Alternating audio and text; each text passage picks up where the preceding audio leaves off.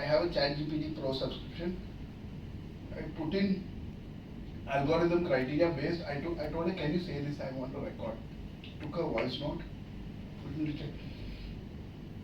put it into GPT. There's a mode called deep research. So she says something like this. Can you break it down and tell me what it means? Took 8 minutes, thought, gave me a full idea of what algorithmic parsing is like.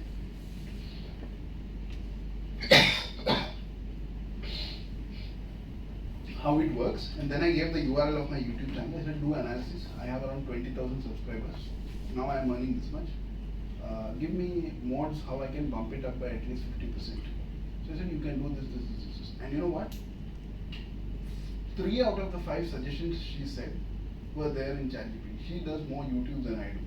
So who would have thought? I'm not joking. It's like $20,000 a month. Convert that into Indian rupees. We don't pay tax because I'm in UAE, but here you have to pay GST and all those things. So that's another thing. No? Once you start making good amount of money, Habibi, come to Dubai. You can save tax. GST consultant. Yeah. So she knows. So does that answer your question? Thank you. Yes. Yes. Yeah. So as a new business owner or someone who has started, so far with the interactions. It's okay, you don't need a mic, I can hear you. Yeah, so far with the interactions with many of them, so the perception what is created, you have 10 different things, you are all over the place, versus you need to just focus on one thing, right? So now inside there is something strong inner voice which is coming out why these are 8-10 different things, right? So you spoke about entrepreneurs are married with their idea and they are not willing to drop that hat, right? That is the biggest challenge.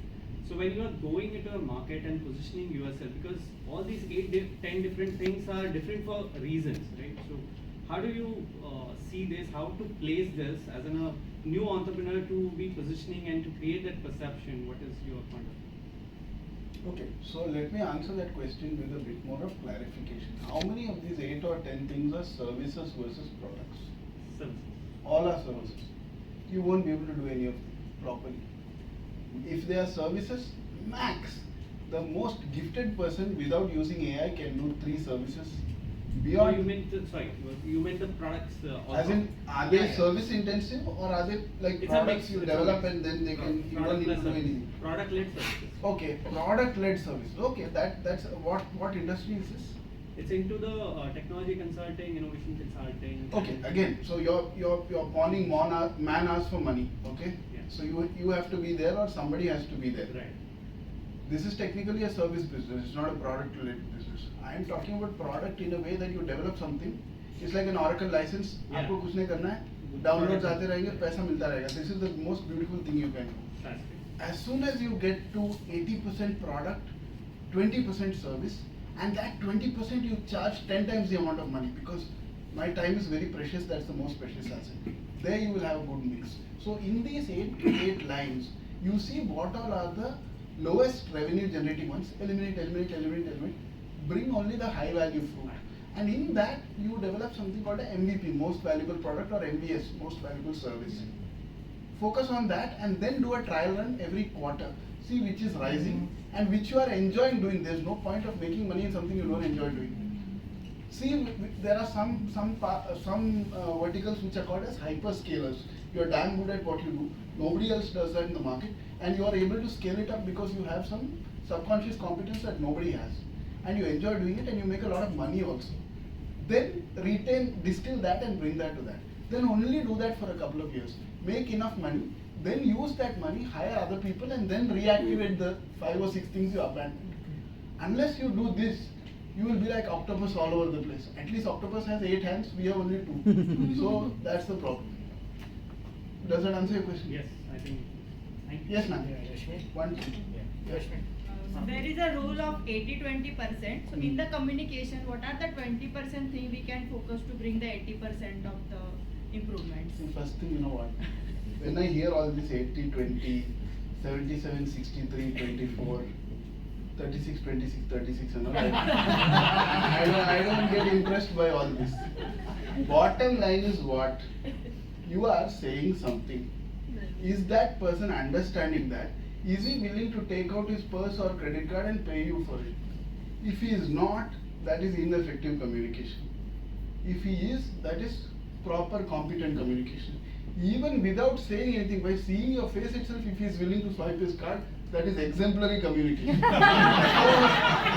so it is like, when the wife comes, okay, don't trouble me, take my purse. So she didn't tell a single word also. Like, leave me alone, leave my life, take my money, So this is amazing commitment. She just has to give one side eye. So this is effective really good commitment. Barring all this, don't waste your time with mathematics, 20%, 80%. These are all academic constructs which are constructed to make you remain as an ordinary person and not become an entrepreneur. For me, the only numbers that make sense are the numbers which make me richer. Baki sab I do in my day job, teaching and giving gyan. But otherwise, the core thing, see, because there is a great opportunity in ensuring others don't become entrepreneurs. Otherwise, who will be your customers here? You cannot do a closed B2B loop, right? So, some people will be stuck in this 80-20, other people will be making money, that's the difference. So, don't give too much attention to this. Yeah, please. How can solopreneur scale his business? His business depends upon his creativity, like painter. So he has got limited. He has to continuously work on his painting and sell his painting. How can he scale his business? Have you heard about AI and automation? Yes. So are you using it to the full potential? Definitely not. That's the answer. Go to ChatGPT tonight and put in a query. There's a mode called deep research. Okay. Put in a query saying that I am an entrepreneur in this area, I am a painter or something like that. With a specific prompt. I want to reach $100,000 by the end of 3 months. These are the kind of paintings I do. I want you to recommend platforms. I want you to recommend modalities, how I can set up payment gateways, what markets I should target, what kind of customers I should target, who can pay the most, and then put a footnote. I am a very lazy painter. I don't want to do any work. How can I make this $100,000 the most easy way? Give me a best case, median case, and a worst case scenario.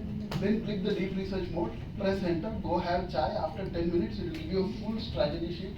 Print out nikalo, take a glue and stick it on your wall. One by one, execute that. If you don't reach 100,000, my personal guarantee, if you know how to read English, you will at least reach $50,000. So that's the simple formula. Just apply that. कहीं ना कहीं तो पहुंच जाओगे. 100,000 is a big hairy audacious goal. You reach 50% of that also.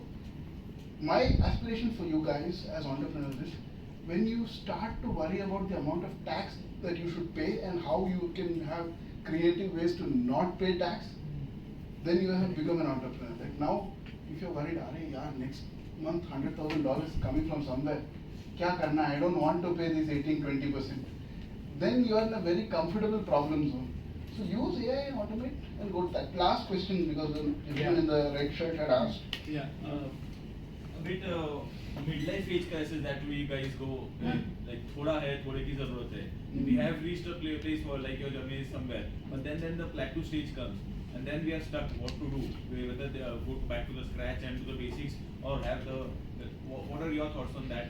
So, sir, how old are you? 38. तो same. I am 1 year older than you. So, मुझे अब तक थी. Okay, sit down. So midlife crisis.